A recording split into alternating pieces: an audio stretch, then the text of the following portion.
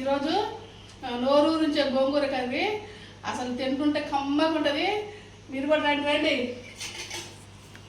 ముందుగా నూనె పోసుకోవాలి. ఒక్క కట్టే నేను తీసుకుంది, ఎక్కువ కట్టలు తీసుకోలేదు ఎందుకంటే సేల్ కాలేదు. మా ఇంట్లో 2 కట్టలు అయితే అది తినదు, తొందరగా మురిగిపోతుంది.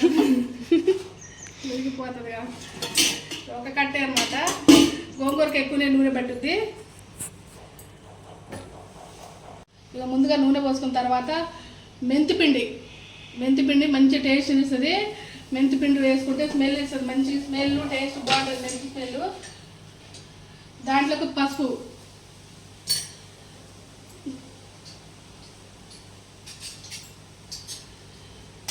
ఇది కొంచెం మంచిగా మెంతిపిండి కూడా కొంచెం వేగినట్టుగా స్మెల్ రావాలి, అలా వేయించుకోవాలి కొద్దిసేపు. చూడు మంచి స్మెల్ వస్తుంది కదా మెంతిపిండి వేసుకుంటే.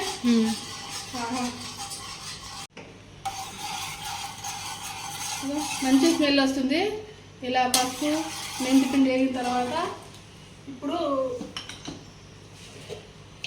ఇక జీలకర్ర చూడండి. జీలకర్ర కొంచెం మరింత వేసుకోవాలి. జీలకర్ర కూడా కొంచెం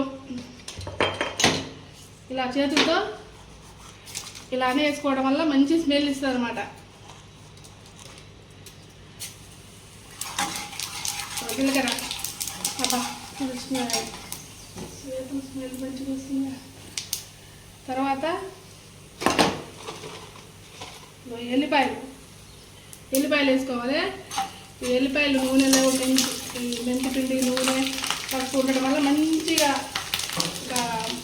స్మెల్ పట్టుద్ది.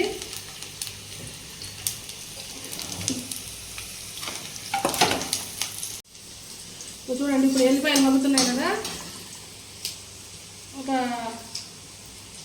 ఎండుమిరకాయలు ఇలా తుంపుకొని సగం వేసుకోవాలి. ఎందుకంటే ఎండుమిరకాయల స్మెల్ కూడా గోంగూరకి కొంచెం అందులో మగ్గితే ఫ్లేవర్ వస్తుంది, మంచిగా ఉంటుంది.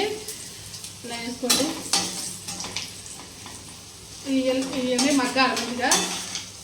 కొంచెం ఎండుమిరకాయ ఎల్లిపాయ కొంచెం మంచిగా మగ్గుతా ఉంటే స్మెల్ వస్తుంది. చూడండి మామిడికాయ పచ్చడి స్మెల్ ఉంటుంది, మెంతిపిండి తాలింపు స్మెల్ వస్తుంది.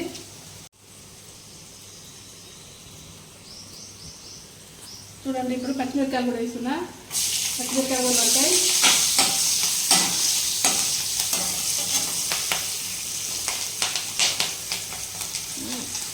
తర్వాత ఉల్లిగడ్డలు కూడా వేస్తున్నా. ఒక ఉల్లిగడ్డ, పెద్ద ఉల్లిగడ్డ.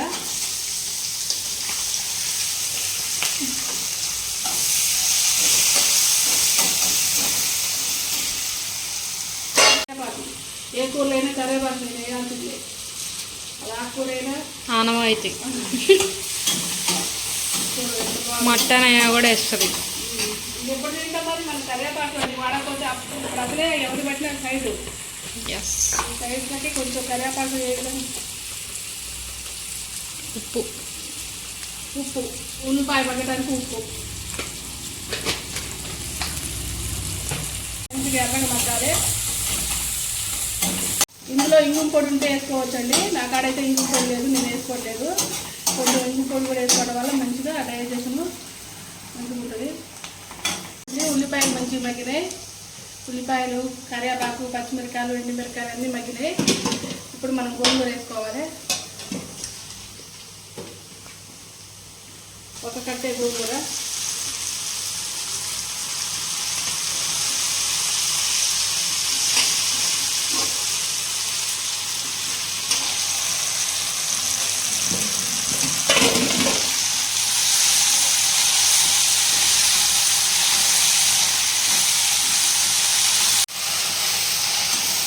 చూడండి ఎంతలాగా మంచిగా కొత్తగా ఉడకాలి మంచిగా. గోంగూర అంతా కొంచెం అవుతుంది మంచిది, కానీ కూర కొంచెం అవుతుంది ఉడికినాక. చాలా తింటుంటే మంచిగా 5-6 అవుతుంది, మంచిగా ఇంత అవుతుంది. కూర ఇంత అవుతుంది, కానీ అది కొంచెం వేసుకున్నప్పుడు ఇంత అందాన్ని కలుస్తుంది అన్నమాట. ఉప్పు అండి, ఉప్పు తగినది వేసుకోవాలి. ఇందాక వేయలేదు కదా ఉప్పు, మనం ఉల్లిపాయలకి కొంచెం వేసినాం. గోంగూర కొంచెం ఉప్పు కాదు ఇంత పుల్లగా ఉంటుంది కాబట్టి. చూడండి ఇక దగ్గర పడుతుంది మంచి గోంగూర. ఇప్పుడు కారం వేద్దాం. ఇగో ఇలా ఆయిల్ కొంచెం బయటకు వెళ్ళింది కదా, కారం వేసుకోవాలి.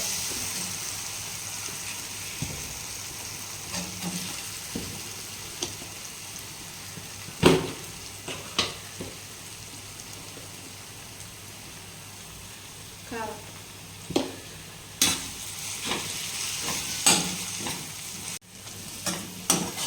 చూడండి మంచిగా దగ్గర పడింది. ఇంకొద్దిసేపు ఒక 2 నిమిషాలు కొంచెం ఇలా కారం కింద ఉంచుదాం. ఆ తర్వాత వేడి వేడి గోంగూర కొంచెం అన్నం వేసేద్దాం. చూడండి ఇక గోంగూర ఇక ఉడికింది. మనకి ఇట్లా వచ్చింది, ఆయిల్ మొత్తం ఒక పక్కకు వస్తుంది. ఇట్లా వచ్చింది గోంగూర ఉడికింది, మంచి టేస్ట్ ఉంటుంది. ఇప్పుడు మనం వేసిన కారం మొత్తం పచ్చివాసన పోయింది. మంచిగా ఎండుమిరపకాయలు పచ్చిమిరపకాయలు అన్నీ మగ్గినాయి. నోరు ఊరించే గోంగూర కర్రీ సూపర్ ఉంటుంది.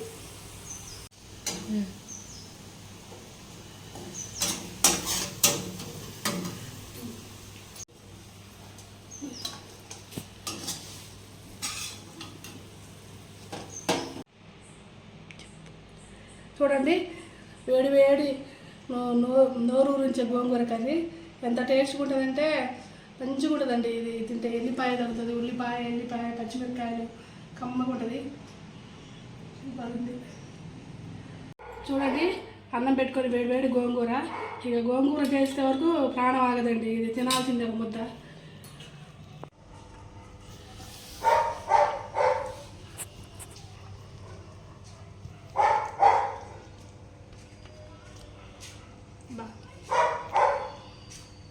ఉంది.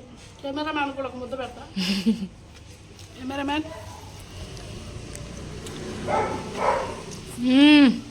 బాగుంది, నిజంగా చాలా బాగుంది. సూపర్ ఉంది. అందరు ట్రై చేసి మా మమ్మీకి కామెంట్ చేయండి కింద. చాలా బాగుందండి గోంగూర, నిజంగా అమృతంలా ఉంది. ఇంత పెద్ద ముద్దలు తినాలని కోరిక అంతే. అవును